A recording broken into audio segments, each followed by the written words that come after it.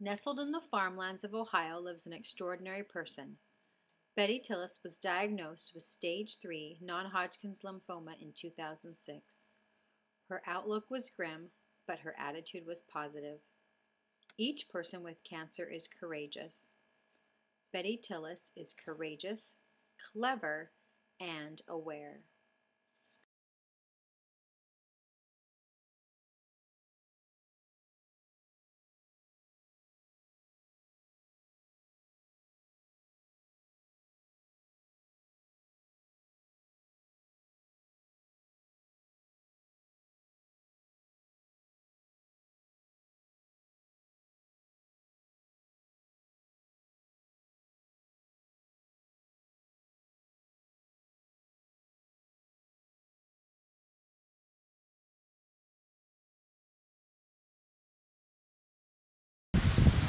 My name is Betty Scott Shendel Tillis. I use all four names sometimes. And I was diagnosed with non-hodgkins lymphoma in August of 2006. I chose not to do chemotherapy or radiation. How they found out I had it was I had a node that grew to the size of a golf ball right here. Went to a regular doctor when it was very small.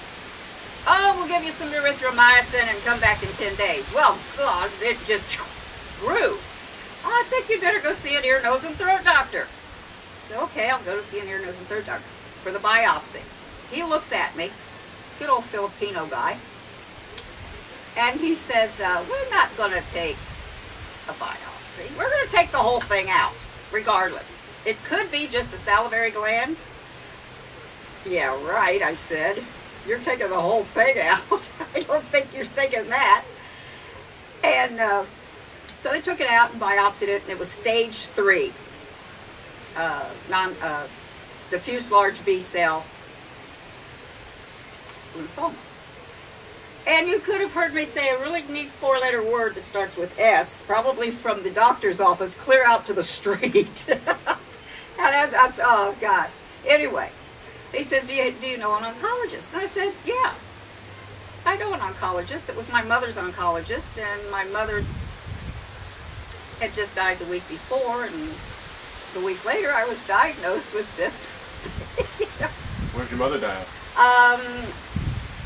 A very rare kidney disease, primary amyloidosis, which they treat as a cancer. But she chose not to do chemo either, so let me put that there.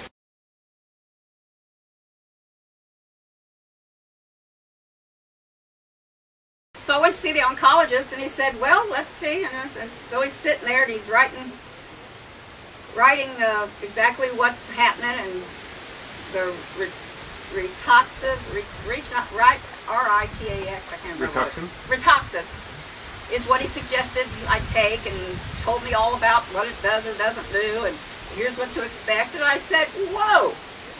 And my girlfriend was with me, so she can verify. I always take somebody with me. I said, whoa, let me tell you something.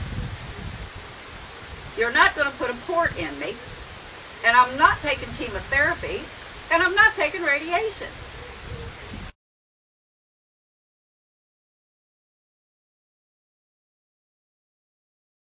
Well, I kind of interview doctors anyway, too. But I didn't want to go in there not knowing anything after having the erythromycin given to me to exacerbate the thing. So I thought, well, I got to do my research. He said, oh, then you don't want Western medicine? And I said, no, I don't. He said, what you going to do? And I said, you see all of those supplements that I brought in with me to show you what I'm taking? I'm going to continue that. Now tell me how to continue it. He said, double up on it.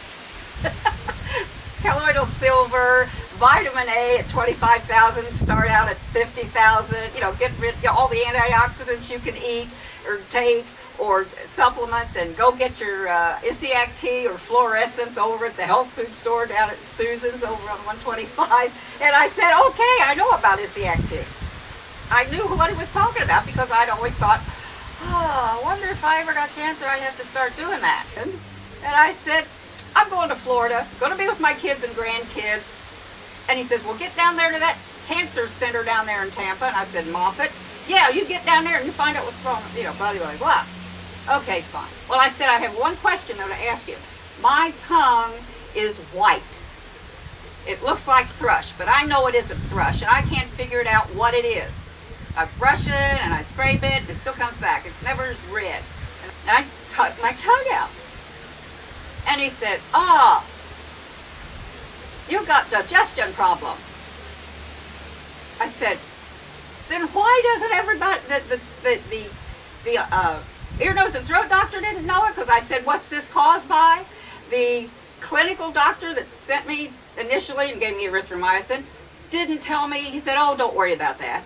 Both of them, they just poo-pooed it away. And I said, well, thank you. Now I'm going to study down. Now I'm going to go further into whatever it is and so forth.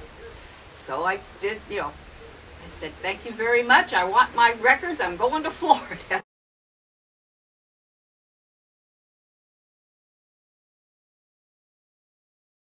An aside with Dr. Shane. He now, as of February of this year, the 28th, sold his oncology business, and he's across the hall in the building he owns. Across the hall, Herbals, Juice Plus, which he was given to his patients anyway. But I think that, and not only me, who read him the Riot Act and told him he's in the wrong business, you should be doing the Dow.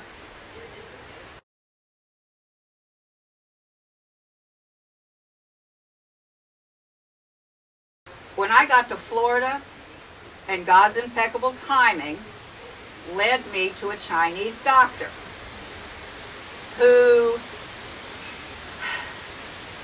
it was recommended to me, and I did my research. If I was going to take chemotherapy, I knew there was another way to do chemotherapy. Instinctively, I didn't know what, but I found it on the web. Insulin potentiality therapy, where they put insulin, you know, their IVs are putting insulin in, which opens up the cell wall. The cell wall, because the cancer cells are 10 times more susceptible to glucose and sugars and all that, and they open up, and then that for a length of time, and then they push in the Rituxan only to 10% of it, not 100%, in order to break up that protein shell around the cell. And because it's already open, goody goody, I'm eating sugar. Oh my gosh, open, zap. But I did not have to do that. The Chinese doctor said, Dr. Lee, he said, you know what? Let's take your blood and let's see where we're at and what we can do that way. Are you willing to perk up your immune system, which is down the tubes because of you've got viruses, funguses, and bacteria are all running around in your blood. And I saw all that running around in my blood. I was privy to my live blood cell analysis. I mean, he'd take me in, take the blood, put it on there, right there on the big, huge monitor. God's impeccable timing put me there. No, I never had the Rituxan at all. I didn't have any chemotherapy. I had vitamin C, glutathione, and a little bit of EDTA in there for the heavy metals that we found in the urinalysis with the Chinese doctor. I mean, he did with battery. I had an antimicrobial for all the microbes and everything in my blood. 2 weeks later, I took it. Well, nothing was in my plasma. My white blood cell count never got over 4. It was always 3.8, 2.7. The last time I had it this spring, when I go ahead and get my blood taken myself, and that's another thing I can tell you about. I can get my blood taken without a doctor's orders. I don't have a primary doctor. It's me.